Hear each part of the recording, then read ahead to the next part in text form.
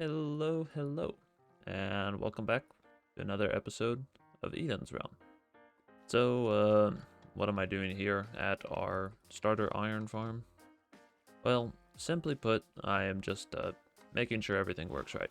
So, I went back in, and basically all I did is instead of having like all of the items go into one item pool, I split them up. So, we have item sorters over here, and then I have a crafter that puts our iron blocks into here, and we have a composter here that composts all of the poppies into bone meal. So nothing too fancy, nothing too grandiose, but I figured I would show it to you guys because it's stuff like this that it really makes your world go from being like a simple survival world to a world where you can do a lot of things. Because I used to have to come over here, I used to have to craft up all the iron, throw it out the poppies, and then it would take me time, and now I'll never have to spend that time again, right? So it's the small things that make your world fun. And I've done another thing as well. So, oh goodness, need to get that. I have put in a crafter here, so I'm just feeding in all of the extra bone meal that I had left over in the system, but there's a crafter here, and it makes bone blocks, and then these bone blocks get put down into here. So nice and simple, very straightforward, but it'll give us more space. So instead of 3 double chests of bone meal, we'll have 3 double chests of bone blocks, which is really good. I also managed to get all of the beehives that we need, so now we can go and place those down in the bee farm, and we'll actually be able to finish that area as well.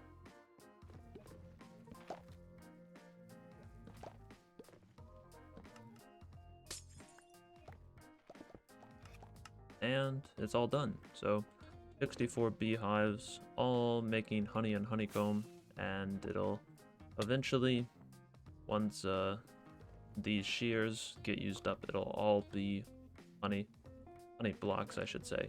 But until then, I suppose we're going to be getting a lot of honeycomb. I've already taken, I don't know, probably 10 or maybe even more shulker boxes out, but I have used quite a bit of it already, but I just want to make sure that this continues running all the time and it stays stocked up. So I actually did something on stream the other day. I was working on this build here, and I was finishing up all of the leaf and greenery around it. I think it looks pretty good. I'm relatively happy with it. But I was chatting with one of my friends in stream, and he was recommending to me that instead of doing the texturing like this that I had done, that I do something like this. And so he was suggesting using different blocks. So over here we have, and of course it's nighttime, we have acacia, our terracotta, or our wool, and then our concrete. And he was suggesting to use that to give ourselves a little bit of a shading on the material instead of using the different types of terracotta. And I think that's going to be a good idea. So what I'm going to do is I'm going to go ahead, I'm going to try and do this side of the wall, and we're going to see where that gets us and see how I like it and see what it looks like. And I've done just a little bit, so if you look close, you can see it there. I think it looks better. The orange concrete stands out a little bit more than I'd like, but if you're not looking directly at it, you definitely can't tell. I think I only used like 2 wool blocks right there. And that's supposed to be like a very, very sunny spot, right? So I think the discoloration looks good. I'm happier with it than I was before. There's less harsh lines and stuff. But I have used like 6 stacks of acacia planks, and I don't have an acacia farm. So we're going to have to do something about that at some point. But today is not that day. Actually, it might be that day. I don't know. But as of right now, that is not the plan. I'm going to dump these in here. We can come back for it later. But I want to go and check out the Pale Garden. I haven't actually been yet, so all of the pale moss and stuff that I have over here, I actually got from a wandering trader. That and the pale oak saplings, so that's why I have the stuff. But I actually haven't been able to go and check it out yet, and I want to see if I can actually like look and find the creaking because I don't, that's the only way to get resin. And so I want to try and get a little bit of resin. Maybe we can figure out a farm for it. I don't really know how it works. I've stayed away from a lot of the snapshot stuff, and particularly a lot of the videos over new snapshot stuff. And so it'll actually be an interesting thing for me to go and check out for the first time.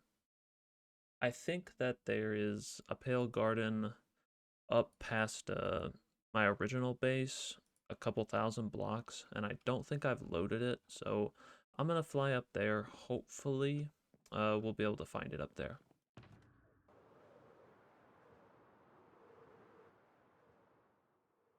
So here's the dark oak forest.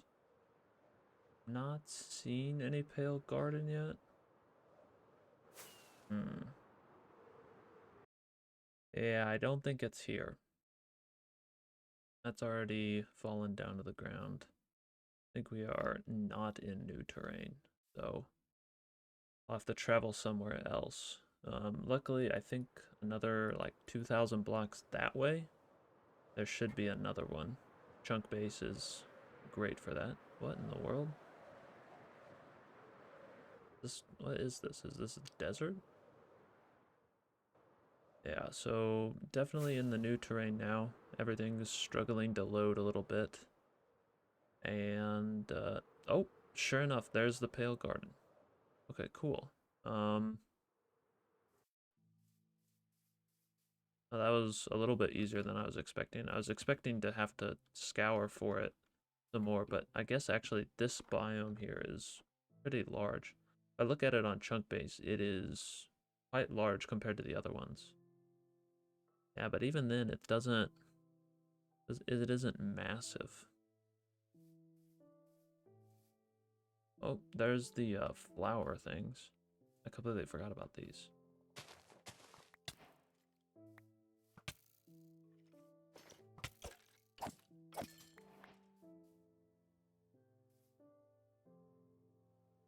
Is anybody at home? Oh, I think I heard something. What the? Oh, that's him. Hey, why are you still moving? I'm looking at you. I don't know, that's confusing. Hi, buddy. Oh. Okay, that was closer than I expected. Okay, yeah, they move fast. I knew they did, but... Where's his heart? Why is... Oh. I know what the problem is. I have particles turned off. Okay, there we go. Oh yeah, there's a couple more. There's another guy over there. Okay, so... I think I want to do... I'm gonna fill her up here. And I just want to try and harvest this thing. So I'm a little bit confused on like, do they need to be naturally spawned in order for them to work? Or do you just need like the creaking heart? Ah, hey buddy. Oh no. You know, I will take creakings over creepers any day. So bye-bye.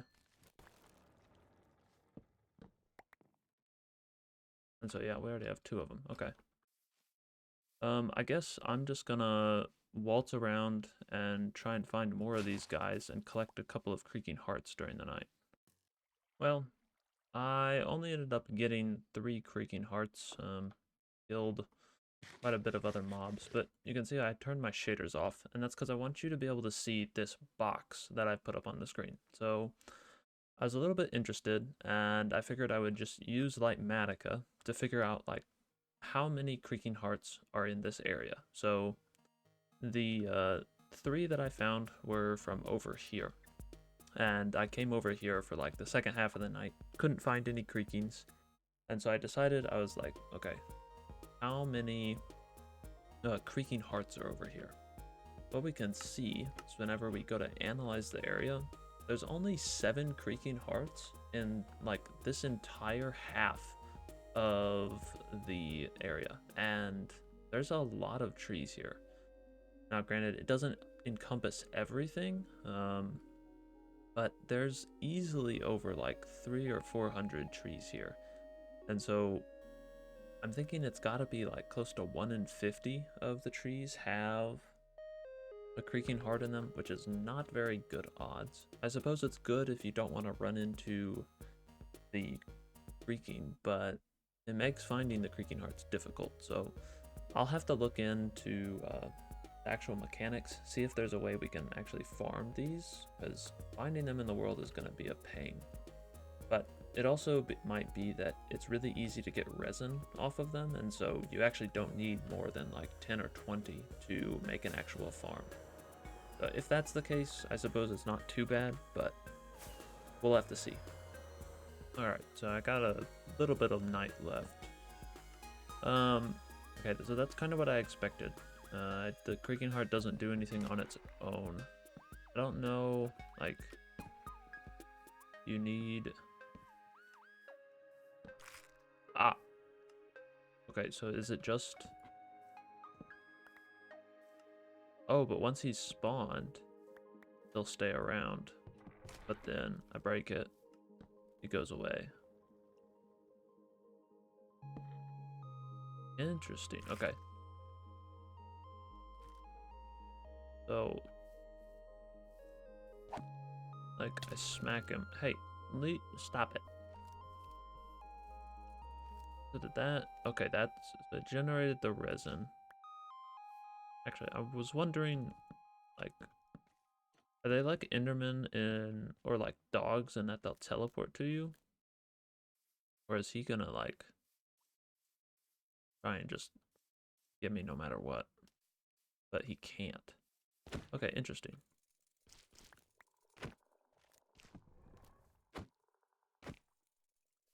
There seems to be like a limit on how fast I can hit him. I can't.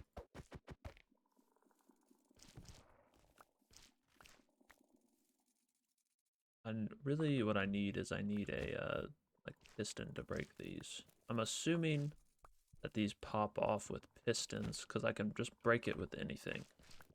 So if he stays there, I wonder if he'll respawn. Or he'll go away during the day, right? I wonder if he'll come back in the same spot, or... I wonder if you name him. Okay, if you name him, does he just stay? And then you could continually use him, and you wouldn't have to, like, try and use different creakings each night? That would be interesting. I'll have to give it some testing. It's not something to test in the survival world, though. That'll have to be in a creative world. Oh, and he's gone. Oh, and interestingly enough, this stays lit, even when not there. He's not there. Okay, that's interesting. One of the most difficult things about being a Christian for me is always continuing to pursue God and do His will whenever things are busy and whenever things are going like tough in your life. And one of the verses I put up on my wall recently is Philippians 2:13. For God is working in you, giving the desire and the power to do what pleases Him.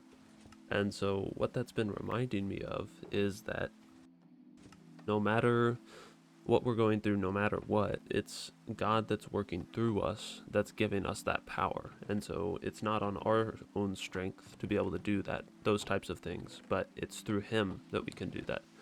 And so if you find yourself busy, if you find yourself down, if you feel like the world's attacking you, don't be afraid to rely on God. And we should always be relying on God, because He is the source of our strength to continue to do good. And another thing I want to do is I want to add us a like bone meal creator here. Words are hard. I want to put in something, a crafter that takes our bone blocks and turns it directly into bone meal.